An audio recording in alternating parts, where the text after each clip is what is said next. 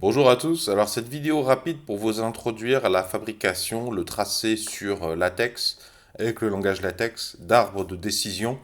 Donc si vous voulez établir une stratégie, quelle que soit la situation, anticiper, réfléchir en amont à une situation, prévoir plusieurs scénarios. Voilà un exemple simplifié.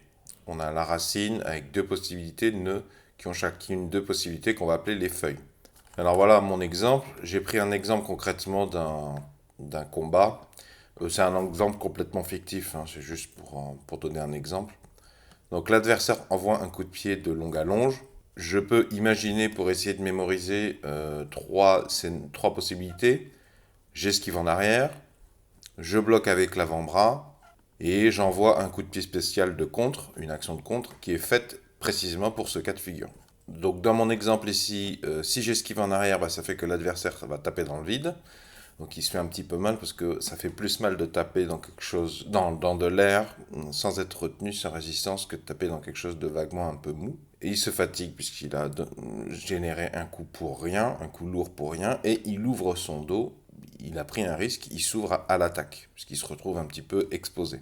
Donc suite à cette possibilité, j'ai trois réactions possibles. D'exemple, j'en profite pour donner un coup de pied d'impact rapide, j'en profite pour donner un coup de pied lourd de projection, ou j'en profite pour donner un petit coup de poing. Concernant je bloque avec l'avant-bras, ben voilà, dans mon exemple j'ai deux possibilités. Soit j'ai fait un blocage total, effectivement j'ai paré le coup.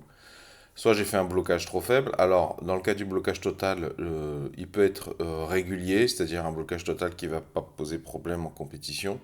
Ou alors, ça arrive beaucoup avec les débutants, ou par erreur malencontreuse. Des fois, on bloque efficacement le coude de l'adversaire, mais le dessus de son pied va aller taper l'épine du coude. Et dans le cas d'un blocage trop faible, donc là, les deux feuilles, c'est vous êtes touché avec un peu d'intensité ou vous êtes touché avec intensité. Et vous voyez, là, on a une ramification orpheline cul-de-sac. Alors, je vous montre à quoi ressemble le code. Alors, merci de ne pas regarder toutes les lignes. Il y a plein de lignes. Tout ce qui est en bleu, déjà, ça sert à rien, c'est sûr. Je vous mettrai ce fichier texte dans la description sous les vidéos. Ce qui est important, c'est les lignes que je vais vous montrer. Celle-ci. Celle-ci. Ça, c'est pour si l'éventualité où vous écrivez en français, donc notamment avec des accents. Ça, je vous demande de ne pas en tenir compte. Ça non plus.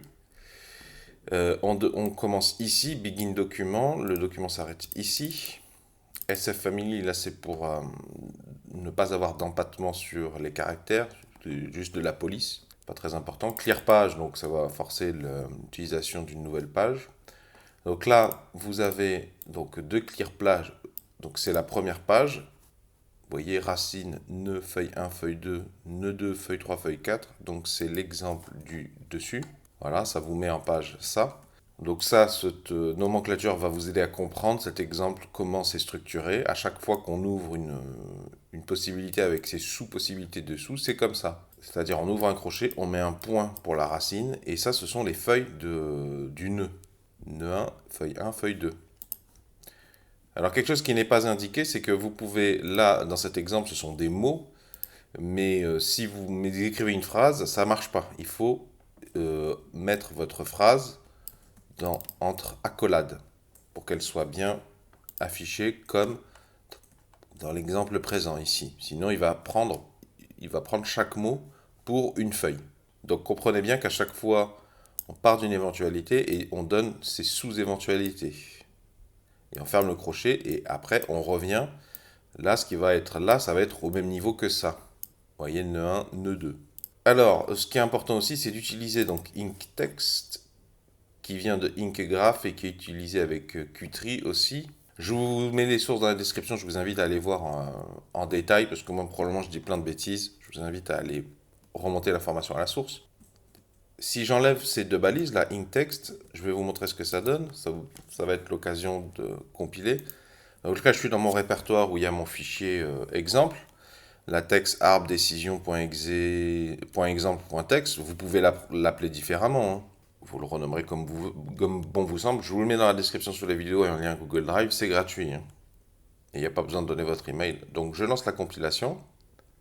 Voilà, ça a terminé. Maintenant je rouvre mon PDF. Et voilà, le problème c'est que voilà, là on est sur une mise en page avec des feuilles de format A4, 21, 29, 7. induite par ce que j'ai mis là, document de classe article.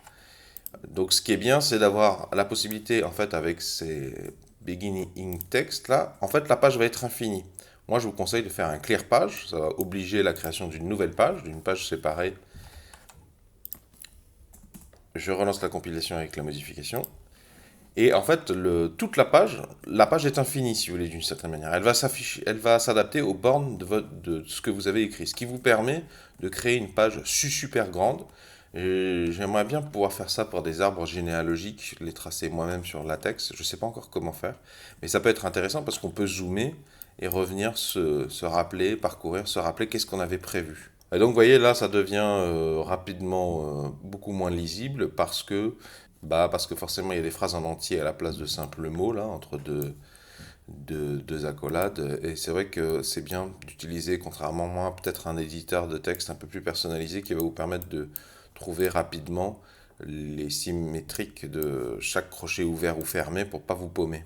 D'ailleurs, là, j'ai dû faire des erreurs, je pense, parce que vous voyez, il y a un point ici.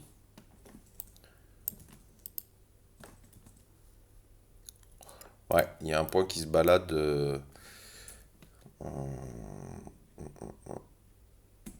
Je supprime là, je supprime là. Il ne doit y avoir que deux points pour signaler un nœud. Donc s'il n'y a pas de feuille dessous, c'est normal qu'il affiche le point tout bêtement. Je recompile. Et voilà, mes points ont disparu ici. J'espère que ceci pourra vous aider à planifier des actions, des investissements, des rêves que vous voulez réaliser dans votre vie. Je vous ai mis dans la description sous la vidéo la commande, comme ça vous n'avez plus qu'à faire un copier-coller si vous trouvez ça plus confortable. Dans la description sous la vidéo aussi, je vous ai mis des sources pour d'autres solutions. Il existe d'autres solutions, pardon. Si vous avez apprécié la présente vidéo, pouvez-vous mettre un pouce vers le haut, s'il vous plaît, pouvez-vous mettre un j'aime. Si vous aimez cultiver les solutions, je vous propose de vous abonner à la présente chaîne YouTube en cliquant sur le rond qui va s'afficher ici.